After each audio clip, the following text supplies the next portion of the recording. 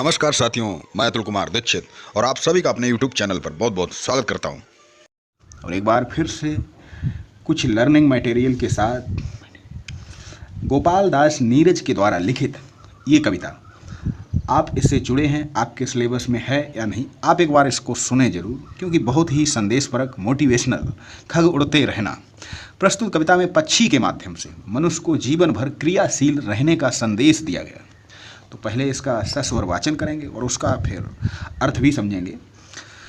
खग उड़ते रहना जीवन भर, भूल गया है तू अपना पथ, और नहीं पंखों में भी गति, किंतु लौटना पीछे पथ पर, अरे मौत से भी है बदतर। खग उड़ते रहना जीवन भर, मत डर प्रलय झकोरों से तू, बड़े आशा हलकोरों से तू, क्षण में अरिदल मिट जाएगा तेरे पंखों से पिस कर। खग उड़ते रहना जीवन भर, यदि तू लौट पड़ेगा थक कर, अंधड़ काल बवंडर से डर, प्यार तुझे करने वाले ही देखेंगे तुझको हंस हंस कर। खग उड़ते रहना जीवन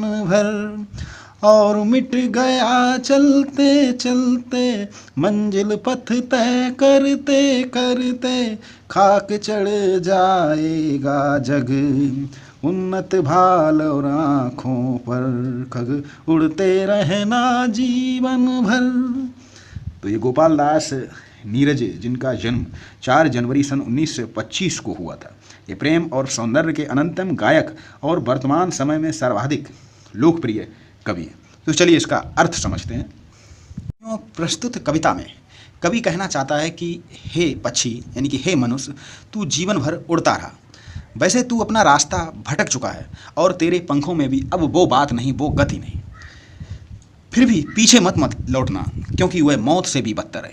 यानी कि वीर पुरुष, जैसे कहते हैं कि रण क्षेत्र में अगर पीठ दिखाकर लौटते हैं तो उनको कायर कहा जाता है। रण क्षेत्र में वीर गति प्राप्त करने वालों का सम्मान होता है। तो वही कवि कहना चाहता है कि तुझे अब वापस नहीं लौटना। जिस रास्ते को, जिस यात्रा को तूने प्रारंभ किया, उसको लगातार अनवरत जारी रखना। मत डर प्रलय झकोरों से तू बढ़, तू रास्ते की जो बाधाएं उनसे मत डर। नए विश्वास की लहर अपने अंदर, नया उत्साह, नया जोश, उसको बरकरार रहे, पाले रहे। और तेरे जो सभी शत्रु, यानी कि क्षण में अरिदल यानी शत्रुओं का दल मिट जाएगा तेरे पंखों से पिसकर। पक्षियों के पंखों से पिसकर, अर्थात मनुष्य की जो अभिलाषाएं हैं, जो उसका अपने लक्ष्य के प्रति समर्पण है, जो उसका उत्साह है, उससे जो अरिदल है, यानी कि जो बाधाएं हैं, वो खत्म हो जाएंगी, मिट जाएंगी, समस्याएं दूर हो जाएंगी।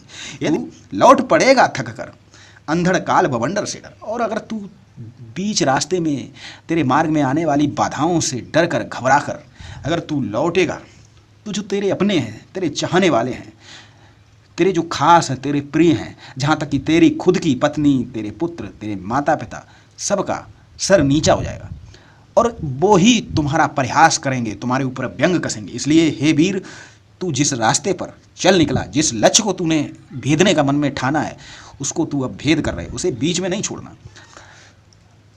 और मिट गया चलते चलते मंजिल, पथ तय करते करते। और यदि तू क्रियाशील रहते, अपनी लड़ाई लड़ते लड़ते, लक्ष्य प्राप्त करते करते अगर रास्ते में मिट भी जाएगा, तो पूरी दुनिया तेरी खाक, तेरी राख, यानी कि तेरे अंत को भी श्रद्धापूर्वक सिर माथे चढ़ाएगी। हम देखिए अपने जो स्वतंत्रता सेनानी हैं, जो बलिवेदी पर चढ़ गए, उनका कितना सम्मान करते हैं, उनके प्रतिरूपों को, उनकी मूर्तियों पर मालार्पण करते, पुष्प अर्पण करते। क्यों? क्योंकि वो बीच रास्ते से वापस नहीं आए, अपने जो उन्होंने लक्ष्य साधा था उस पर चलते रहे। सारगर्भित अर्थ ये है कि अगर मैंने अपने जीवन में कोई लक्ष्य, कोई उद्देश्य निर्धारित किया है, तो उसको प्राप्त करना ही है। बेशक हमें बीच में वापस नहीं आना है। अगर हम मिट भी जाएंगे, फिर भी लोग यही कहेंगे कि हमने प्रयास तो किया ही है। तो तो साथियों, इतनी सुंदर कविता और इस अर्थ के साथ मैं अपनी वाणी को विराम देता हूं और आप चैनल को सब्सक्राइब कर लें, बेल आइकॉन बटन भी दबाएं, हमसे जुड़ें।